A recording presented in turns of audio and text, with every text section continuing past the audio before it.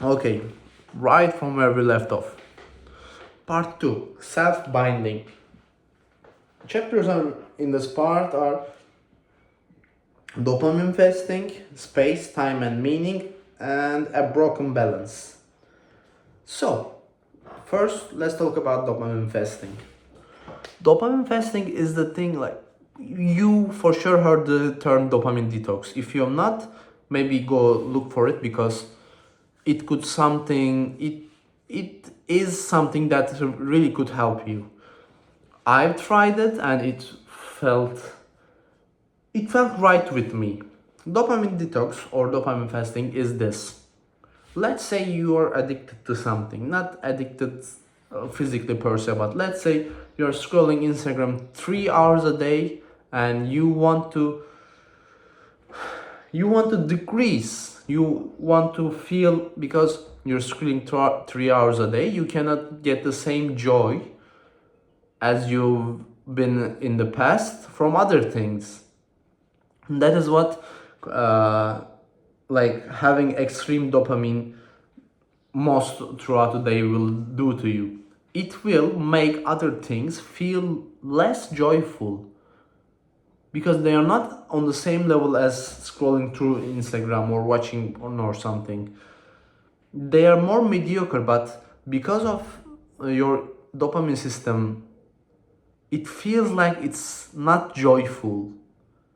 If you were to have a stable, healthy dopamine system, they would feel like incredible things. But because you have been playing the system, not playing the system, because you have been forcing the dopamine system too much, it got used to such a high like ceiling, because you've been scrolling through Instagram so long, and gives it gives a great amount of dopamine to your body.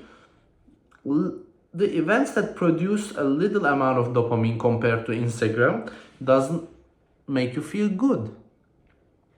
You see, the feelings you have are the result of the change in the dopamine system.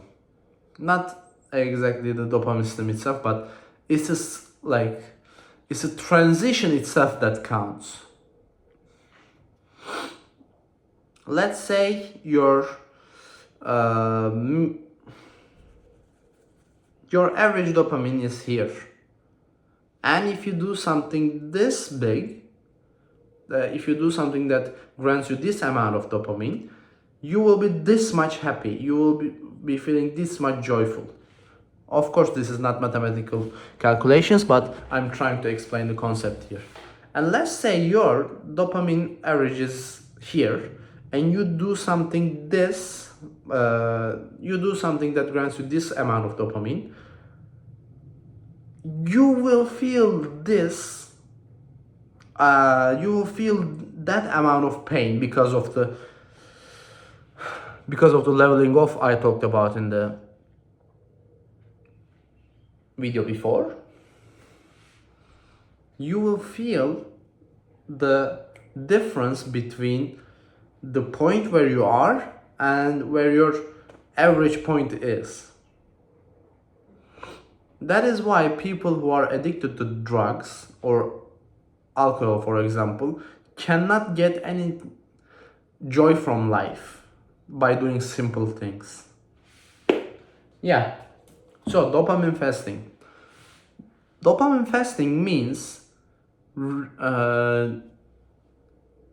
not reducing the 3 hours of Instagram exposure to 2.5. It's getting rid of it completely. It's getting rid of all the all the artificial dopamine sources for a certain period of time, so your system can regenerate itself, so you can return to base levels, so you can return to normal. Because once you're in this amount of dopamine level, this is my shadow, it's harder for you to do things around these levels, because you feel constant pain. But once you get rid of this dopamine level, Like once you get rid of the thing that produces this amount of dopamine on a regular basis, okay, at first you will feel the pain. You will feel the pain between the base level and the dopamine level you're at. But it goes away. I think it's, yeah, in like a week, in 3 days or a week or so, it gets completely to base level, your dopamine levels, unless you keep doing some things that produce high amounts of dopamine artificially without an effort. And that's the thing we will talk about also, effort. And yeah, when you do that and your levels of dopamine turn to base level, then suddenly you start getting an amount of joy that you've been, suddenly you start having fun with things that were not as fun before you started fasting. Like because your dopamine levels are around their base level, suddenly the things that are on this level can give you this amount of fun. Whereas before your dopamine levels were around this, so things that are at this level does not give you fun, but instead decreases your contentness, as I maybe. So yeah, dopamine fasting allows you to do that. Space, time, and meaning, a broken balance. I think I talked about a broken balance with the base levels and everything. Space, time, and meaning. Hold on. Okay, I looked through to the space, time, and meaning chapter for a little, and it's about self-binding. Like the three parts that I talked about today, and third is the space, time, and meaning that I'm going to talk about right now, is under the title self-binding. Dopamine fasting is a self-binding because you restrict yourself from what instinctively you want. You want to not feel pain, so you want to go back to Instagram, but you don't. A broken balance is like what I talked about, not getting joy from things. And once you restrict yourself with dopamine fasting, you can actually feel joy when you're doing simple things because your system is in a healthy state. It's not artificially boosted by things like Instagram, food binging, porn, etc. Like anything you can imagine. Like you can derive the thing that is breaking your balance from your own life. If you know something that you're doing repeatedly and you cannot do without, and once you leave the thing, you find yourself going back to it because you feel pain without it, then that's something you can consider. Like that's the act that you could be advantage you could get an advantage by fasting from.